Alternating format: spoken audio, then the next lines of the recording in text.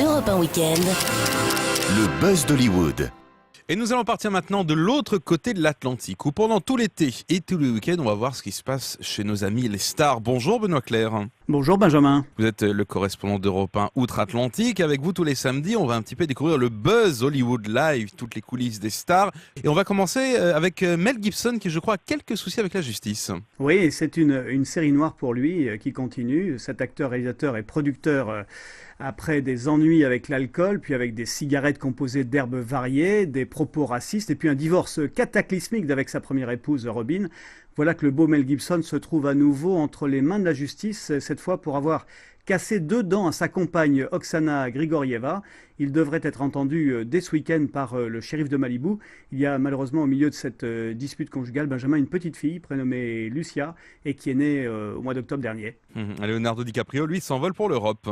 Oui, il a quitté Los Angeles lundi à bord d'un vol de la British Airways pour rejoindre à Londres toute l'équipe du film Inception, rassemblée pour la première qui a eu lieu mercredi soir.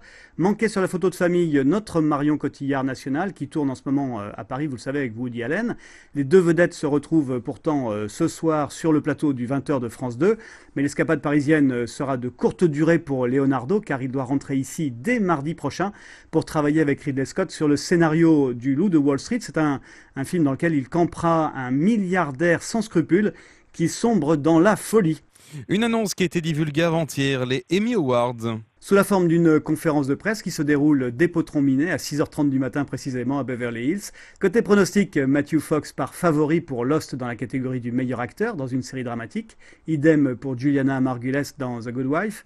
Tandis que la série The Pacific détient cette année le record des nominations, Benjamin, pas moins de 24 pour le duo Tom Hanks-Steven Spielberg.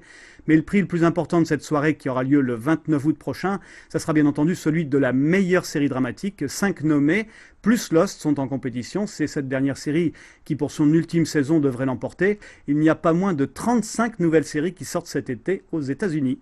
Les collections de mode de la rentrée, elles sont aussi en train d'être présentées en Amérique, Benoît. Oui, la première à avoir dégainé, si je puis dire, c'est Britney Spears avec une nouvelle série de vêtements qu'elle a dessinée pour la marque Candies. Mais on parle beaucoup ici d'une autre et nouvelle présentation puisque c'est celle de Madonna qui pour la première fois sort sa ligne de vêtements baptisée Material Girl Collection. Au catalogue, blouson en cuir clouté, un rien trash, mais aussi des petites robes plutôt sages. Tout cela sort en vente dès le 3 août prochain dans les grands magasins Macy's. Le chiffre de la semaine à Hollywood. Eh bien, c'est incontestablement le carton au box-office de Twilight 3, Eclipse ici et Hésitation en France, qui a déjà engrangé plus de 185 millions de dollars de recettes. Et pour finir, qui est l'homme de la semaine à Hollywood, Benoît? C'est le cuisinier français Ludovic Lefebvre, cet élève du célèbre chef Marc Menot.